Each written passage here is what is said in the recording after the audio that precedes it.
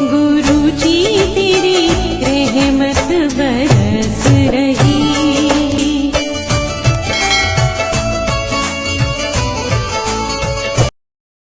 जय गुरु जी संगत जी, हर दिन की तरह ही मैं मंत्र जाप से सत्संग की शुरुआत करती हूँ।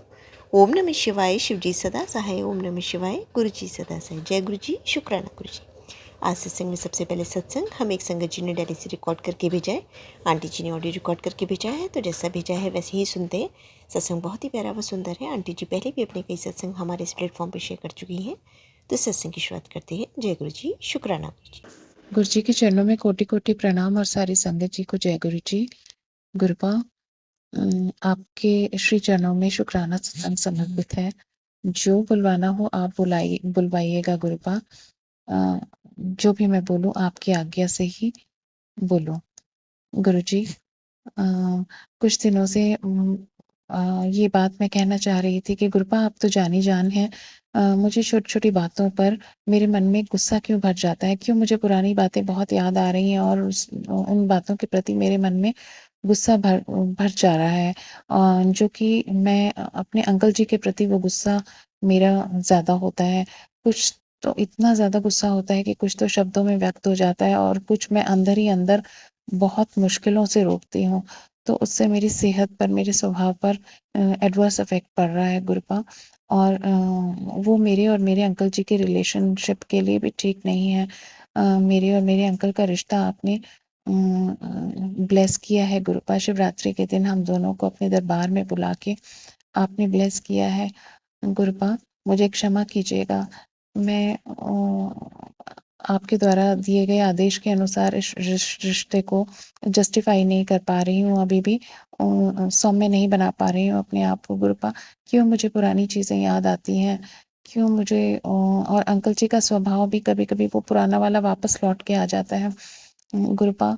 मैं उनका वो पुराना गंदा वाला स्वभाव नहीं देखना चाहती। ऐसा लगता है कि ऑटोमेटिक उनमें वो चीज़ें सेट हो गई हैं, जो कि उनके ना चाहते हुए भी निकल जाती हैं। जैसे अननेसेसरी मुझ पर चिड़चिड़ाना, कई बार एकदम झल्ला के गुस्सा हो जाना, ये सब चीज़ें उनके स्वभाव में रच बस गई हैं गुरुपा। उनका सौम्य स्वभाव उनको वापस कर दीजिए और मेरा सौम्य स्वभाव भी मुझे वापस कर दीजिए गुरुपा, ताकि हम दोनों सौम्य स्वभाव के साथ अपनी गृहस्थी को आगे बढ़ाएं। ना मेरे मन में उनके प्रति गुस्सा हो, ना उन्हें उनके मन में मेरे प्रति कोई गुस्सा हो गुरुपा। मैं नहीं जानती ये क्यों मेरे मन में ऐसा लगता है, कोई चीज़ मुझे इंटरनली बोल रही है कि तू झगड़ा कर, तू ये बोल, ये अपशब्द बोल। गुरुपा मैं बहुत कंट्रोल कर रही हूँ, जिससे कि मेरे इंटरनली मुझे बहुत डिससेटिस्फैक्शन हो रही है। असंतुष्टता और क्रोध मेरे मन के अंदर ही रह जा रहा है गुरुपा। मैं ये सब चीज़ें अब अपने रिश्ते में से ख़त्म करना चाहती हूँ, क्योंकि अंकल जी का मैं इतना रूड और इतना एग्रेसिव स्वभाव देख चुकी हूँ गुरुपा। आप जानी जान हैं कि मैं अब वो चीज़ें मेरे दिमाग में, मेरी रूह में इतनी रच बस चुकी हैं कि मैं उन्हें कोशिश करती हूँ भूल जाने की गुरुपा। मैं नहीं जानती ये मुझे किस वजह से ये वापस सब चीज़ें याद आ रही हैं और किस वजह से मुझे ये कोई शक्ति गुस्सा करने के लिए प्रेरित कर रही है गुरुपा। मैं सत्संग में सुनती हूँ कि वो लोग रोके नहीं रुक रहे हैं, वो लोग मारण क्रियाएं करवा रही हैं, मैं उन्होंने देख लाऊंगा। मैं आप कहते हैं कि मैं आप तेरा गुरुपा उनको जवाब देगा गुरुपा। मैं सत्संग में ये भी सुनती हूँ कि वो तेरे नाम की गुड़िया बना रहे हैं तांत्रिक के हेल्प से। उसमें सुइयां चुभ होंगे और चुभ हो रहे हैं और शमशान में उसको गाड़ के क्रियाएं कर रहे हैं। और तेरे इनरवेयर्स को यूज़ करके उस पे क्रियाएं करके शमशान में गाड़ के गाड़ा है उन्होंने। जिस प्रकार जिस तरह से तेरे इनरवेयर सड़ते जाएंगे, उसी तरीके से तेरे अंग भी सड़ते जाएंगे गुरुपा। ये सब क्या है, ये सब चीज़ें बहुत भयानक है। अगर उन लोगों ने ऐसा किया है तो गुरुपा उन्हीं पे ये सब चीज़ें बैकफायर कीजिएगा। उनको सबक मिलना बहुत ज़रूरी है, उन्हें आप ज़रूर सबक दीजिएगा। और हमें ना अफेक्ट होने दीजिएगा गुरुपा। अगर हमारे माड़े कर्मों का ये फल है, तो क्या ये सब करना उनके ये माड़े कर्म नहीं है गुरुपा। उनके माड़े कर्मों पर कौन रोक लगाएगा गुरुपा। जानबूझकर बार-बार ये सब करना, किसी की गृहस्थी को तोड़ने के लिए, किसी को बीमार करने के लिए, किसी का जीवन खत्म करने के लिए, क्या ये परमात्मा की नज़रों में सही है? नहीं ना गुरुपा। आप ही उन लोगों को रोक सकते हो, आप ही उन लोगों को सबक दे सकते हो। ये सब आप ही के बस की बात है गुरुपा, हमारे बस की नहीं। हम तो भोलेनाथ की भोली संगतें हैं। हम कैसे इन लोगों का मुकाबला कर सकते हैं गुरुजी। रक्षा करना, त्राहि माम गुरुपा। एक सिर्फ आप ही का सहारा है। आप जीवन के रक्षक हैं और वो लोग भक्षक बन के खड़े हो जाते हैं। गुरुपा, आपने गृहस्थी को ब्लेस किया है, तो आप ही इसको संभाले रखना गुरुपा। बच्चों की खुशियाँ, मेरे परिवार की खुशियाँ, यही सब आपसे चाहिए गुरुपा। जिन खुशियों के लिए सालों साल तरसती रही हूँ, वो आपने ब्लेस किए हैं गुरुपा। अब इन लोगों को ना छीनने दीजिएगा गुरुजी। सर्व संगतों को, सर्व बेटियों की गृहस्थियों में खुशियों की दात बख्शना मेरे पिता। सर्वत का भला करना, सर्वत के परिवारों का भला करना, और दुष्टों को हम सब बेटियों के परिवारों से दूर दूर सदा के लिए दूर कर देना गुरुजी। इसके साथ ही मैं अपने सत्संग को विराम देती हूँ और अगले सत्संग की तैयारी करती हूँ। ओम नमः शिवाय, शिव जी सदा सहाय। ओम नमः शिवाय, गुरु जी सदा सहाय। ओम नमः शिवाय, शिव जी सदा सहाय। ओम नमः शिवाय, गुरु जी सदा सहाय। अनंतम अनंतम शुक्राना मेरे गुरु पिता, अनंत कोटि शुक्राना। सर्वदा भला कीजिए। आपकी बेटी दिल्ली से। बहुत ही सुंदर सत्संग आंटी जी, शुक्राना आंटी जी सत्संग शेयर करने के लिए। आज का अगला सत्संग हमें ललिता कनौजी आंटी ने जोधपुर से भेजा है। सत्संग बहुत ही प्यारा व सुंदर है। आंटी जी भी अपने कई सारे सत्संग हमारे संग शेयर कर चुकी हैं। कहते हैं सत्संग करने वाले और सुनने वाले सभी का कल्याण होता है। तो सत्संग की शुरुआत करते हैं। जय गुरु जी, शुक्राना। जय गुरु जी संगत जी, जय गुरु जी, शुक्राना गुरु जी के चरणों में कोटि कोटि प्रणाम। ओम नमः शिवाय, शिव जी सदा सहाय। ओम नमः शिवाय, गुरु जी सदा सहाय। ओम नमः शिवाय, शिव जी सदा सहाय। ओम नमः शिवाय, गुरु जी सदा सहाय। मैं गुरु जी की बेटी जोधपुर से ललिता ये सत्संग शेयर कर रही हूँ। गुरु जी ने बोला है, आज ही बोला है शाम को कि आज तुझे सत्संग शेयर करना है। तो रात के 10:20 हो रहे हैं और आज तारीख है 18 अप्रैल। गुरु जी ने मुझे बहुत ब्लेस किया है और मेरे बच्चों को भी ब्लेस किया है। मैं गुरु जी का बहुत बहुत शुक्राना करना चाहती हूँ और गुरु जी से अरदास करती हूँ, गुरु जी जिस तरीके से आपने मुझ पर मेहर करी है उसी तरह सभी संगत जी को अपनी मेहर करना, उनके ऊपर भी अपनी कृपा दृष्टि रखना, सब पर अपनी दया की नज़र बनाए रखना गुरुपा। सब दुखी हैं और सारे की सारे आपसे आस लगाते हैं, आप सबकी आस पूरी करना। और संगत जी, गुरु जी ने अभी हनुमान जयंती पर उसके पहले मुझे कहा था कि हनुमान जी को लड्डू का भोग लगाना, गुड़ चने का भोग लगाना, मगर लड्डू का भोग खाना मत, लड्डू मत खाना और गरीब बच्चों को बांटना।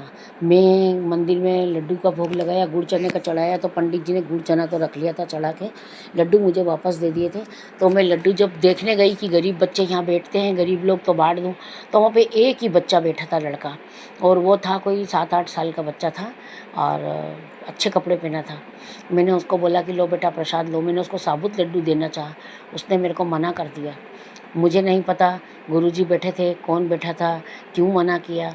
उसके बाद मुझे कोई भी बच्चा नहीं दिखा। 1-2 बच्चे बाद में, मैं जब लौटने लगी 1-2 बच्चे दिखे। अब मैंने तो गुरुजी को बोला, गुरुजी देखो आपने कहा बच्चों को बांटना, यहाँ बच्चे नहीं हैं, मैं बड़ों को बांट रही हूँ। मैंने लेडीज़ पुलिस से लेके वहाँ पे जो वॉलंटियर लोग थे सबको बांट दिया। और फिर वहीं पे थोड़ा आगे जाके दुर्गा माता का मंदिर था, वहाँ के पंडित जी के पोते को भी दे दिया प्रसाद। उन्होंने सब में बांट करके खा लिया। हनुमान जयंती बहुत अच्छी निकल गई है। और अभी गुरुजी कह रहे हैं कि तूने शुक्राना बंद कर दिया है। मैं शुक्राना तो करती हूँ, दिल से करती हूँ, जय गुरुजी भी बोलती हूँ, मंत्र जाप भी करती हूँ। और मैं खाली सत्संग शेयर जल्दी जल्दी नहीं कर पाती हूँ। क्या करूँ, कहीं ना कहीं तो मैं भी फंसी हूँ। गुरुजी सब जानते हैं, गुरुजी से तो कुछ छुपा नहीं सकते, ना झूठ बोल सकते हैं। और झूठ बोलने की आदत भी नहीं है, क्योंकि और कर्म नहीं बिगाड़ना है। जो कर्म बिगड़ चुके हैं वो सुधर जाएं, वही बहुत है हमारे इस जन्म में। तब कर्म बिगाड़ के क्या करना है। वैसे भी गुरुजी ने 90% तो अपने ऊपर ले लिए हैं, और 10% जो हैं बोल रहे हैं पूरे होने वाले हैं। हाँ, मैं मानती हूँ मेरी जो तकलीफ़ें हैं, गुरुजी की शरण में जाने से मेरी तकलीफ़ें काफ़ी हद तक दूर हो गई है। और मैं यही अरदास कर रही हूँ गुरुजी से, गुरुजी सच में मैं इतनी निराश हो चुकी थी, मैं इतनी दुखी हो चुकी थी। अपने समय में मैं सोचती थी कि पता नहीं मेरा क्या होगा, और मैं अब कैसे जीऊँगी, जी पाऊँगी कि नहीं जी पाऊँगी, मैं घर में पोता या पोती देख पाऊँगी कि नहीं देख पाऊँगी। मगर गुरुपा ने चमत्कार किया है, और कुछ नीम करौली वाले बाबा ने भी हमारा हाथ पकड़ लिया है, और वो भी बहुत कुछ अच्छे अच्छे मैसेज देते हैं, और हमारे गुरुजी भी। तो अभी जो प्रॉब्लम मुझे बीच में चल रही थी, बड़ा निराश सुस्त रहने लग गई थी, वो सब मेरा बंद हो गया है। पेट का मामला भी मेरा ठीक चल रहा है। और गुरुजी से मैंने मतलब ऐसे ही बात की थी घर में कि खाटू श्याम सब जाते हैं, हम ही नहीं जा पाते हैं। गुरुजी की इतनी मेहर हो गई कि हम खाटू श्याम 15 तारीख को खाटू श्याम भी पहुंच गए। खाटू श्याम जी के दर्शन बहुत अच्छे से किए हमने, और नाश्ता वगैरह किया होटल में, और फिर सालेसर बालाजी के लिए निकल गए। सालेसर बालाजी के भी दर्शन बहुत अच्छे हुए। हमको किसी प्रकार की कोई तकलीफ़ नहीं हुई, हमको कोई भी दुख का सामना नहीं करना पड़ा। मतलब क्या बताऊं संगत जी, मैं सच बता रही हूँ कि गुरुजी और हमारे जो देवी देवता हैं वो इतना मेहर करते हैं। खाली दिल अच्छा रखो, मन अच्छा रखो, सबके लिए दया की भावना रखो, और सबके लिए मन अच्छा रखो, तो देखो भगवान क्या नहीं करते हैं, सब कुछ करते हैं गुरुजी और हमारे भगवान। इतने अच्छे से हम रात को गए, सुबह पहुँचे, और नहा धो के होटल में हमने गुरु खाटू श्याम के दर्शन करे। सालेसर बालाजी गए, वहाँ दर्शन करके हमने होटल में खाना खाया, फिर शाम को चले हम लोग। ऐसे करते करते हमारे दर्शन बहुत अच्छे से हुए, हमारी यात्रा बहुत अच्छी हुई। बस अब एक बार मेहंदीपुर वाले बालाजी जाने की इच्छा है। वो गुरुजी सुन रहे हैं, सामने ही बैठे हैं। वो अपने आप ये भी 3 महीने 4 महीने में ये टूर भी निकाल देंगे मेरे।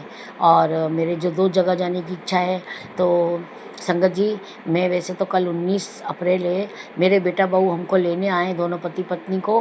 वो गुजरात में है, उनकी जॉब है लड़के की, तो वो आकर रहता है अपनी बीवी के साथ। पर जब ज़्यादा उसको याद आने लग जाती है ना, तो वो लेने आ जाता है। तो साल में एक बार हम उसके पास जाते हैं महीने भर के लिए। तो मैं कल जा रही हूँ, कल हम लोग जा रहे हैं उसके साथ। कल शाम की ट्रेन है, और 18 मई को बैठेंगे वहाँ से, 19 तारीख को आएंगे। तो उस बीच में शायद ही मेरे को ऐसा मौका मिले कि मैं सत्संग शेयर करूं। फिर भी मैं कोशिश तो पूरी करूंगी कि सत्संग तो शेयर करना ही करना है गुरुजी का। तो मैं अभी तो वहाँ जा रही हूँ गुजरात, और ये सब गुरुजी की मेहर है। देखो संगत जी, मेरे बच्चे भी बहुत अच्छे हैं, उनकी लाइन भी क्लियर है, उनके जीवन में जो दुख तकलीफ़ है वो गुरुजी सब जानते हैं। टाइम टू टाइम मुझे सब कुछ बता देते हैं। बस मेरे को निराशा कब मिलती है, मैं आपको सच सच बता रही हूँ संगत जी, विश्वास करना। आपको दुख कब होता है, जब सामने ऐसे मैसेज आता है कि आपका पति का ऐसा हो जाएगा, आपके पति का वैसा हो जाएगा, और आपके बेटे के ऊपर ये होने वाला है, मतलब इतना गलत गलत मैसेज सत्संग के द्वारा, इतने गलत गलत मैसेज आ रहे थे। 3-4 दिन मेरा इतना दिमाग ख़राब रहा कि मैंने सत्संग नहीं सुने। अभी ये ऐसे सत्संग नहीं आने चाहिए। आज मैं एक बहुत अच्छी बात बताने जा रही हूँ, आप सब लोग ध्यान रखना इस बात को। आप लोग और हम लोग तो गुरुजी से जुड़े हुए हैं, गुरुजी ने हमारा हाथ पकड़ा है, हमने उनकी शरण ली है, जो भी कुछ है। चलो हमको तो गुरुजी बोल रहे हैं कि तुम्हारे पति के ऊपर संकट आने वाला है, तुम्हारे पति का ऐसा होने वाला है, तुम्हारे पति को बड़ी बीमारी लगने वाली है, तुम्हारे पति को ये ऐसा हो जाएगा, तुम्हारे बेटे को ऐसा हो जाएगा। चलो गुरुजी सब बोल रहे हैं, मानती हूँ, चलो सही होगा जब बोल रहे हैं गुरुजी। मगर जिन लोगों ने गुरुजी की संगत नहीं ली है, जिन्होंने गुरुजी का साथ नहीं लिया है, शरण नहीं लिया है, और जो गुरुजी को जानते भी नहीं हैं, उनके जीवन में तो सब कुछ अच्छा चल रहा है। सालों से देख रही हूँ मैं, और अभी जो मेरे साथ में है, मेरी फ्रेंडें हैं, जो भी कुछ जैसा भी है, उनके परिवार में बहुत अच्छा चल रहा है। किसी के एक बेटा है, किसी के 2 बेटी है, उनके जीवन में सब कुछ अच्छा चल रहा है, बहुत बढ़िया चल रहा है। मस्त खाते कमाते हैं, हँसते बोलते हैं, अच्छा पहनते हैं, अच्छा घूमते हैं। तो संगत जी, मेरे कहने का मतलब है कि हम गुरुजी से जुड़े हैं तो ही हमारे ऊपर मुसीबतें आ रही हैं, तो ही हमारे ऊपर तकलीफ़ें आ रही हैं, और नहीं तो जो नहीं जुड़ा है वो तो सुखी है हर हाल में। तो वो किस गुरुजी, उनको कौन से गुरुजी जाके बताएंगे कि तुम्हारे पति के साथ ये होने वाला है, तुम्हारे बेटे के साथ ये। जब तो संगत जी दिल टूट जाता है और गुरु जी के ऊपर से भरोसा भी उठने लग जाता है। मैं सच कह रही हूँ संगत जी, मैं बहुत बहुत दुख पा चुकी हूँ इस चक्कर में। मैं 2-3 दिन इतना टेंशन में थी, इतना गुरु जी ने ऐसे ऐसे मैसेज भेजे हैं कि मेरा अभी भी, मेरे को सोचती हूँ तो मेरे को दर्द होता है, हार्ट में मेरे तकलीफ़ हो जाती है। हालांकि बीमारी नहीं है पर दर्द होता है मेरे को। मैं गुरु जी से एक ही प्रार्थना करती हूँ, गुरु जी आप इतने सच्चे हो, आप सबको अच्छा पर्चा देते हो, सबका भला करते हो, सबके कर्म कटवाते हो। गुरु जी मुझे ऐसे मैसेज नहीं चाहिए। आपको जो कष्ट देना है आप मुझे दो, मुझे मेरे ऊपर डाल दो, सारे कष्ट डाल दो, सब कुछ भोग लूँगी, सब कुछ सहन कर लूँगी, मगर मेरे पति और बच्चों के लिए मुझे ऐसा मत दो। इनके सिवा मेरा दुनिया में कोई नहीं है, कोई नहीं है। मेरा पति आपकी ही बदौलत भोले बाबा का रूप है। इतने आप खुद तारीफ़ करते हो उनकी मैसेज में, आप खुद बहुत तारीफ़ करते हो, फिर आप क्यों भूल जाते हो कि जो पति मुझे इतना चाहता है मैं उनको कितना चाहती होंगी।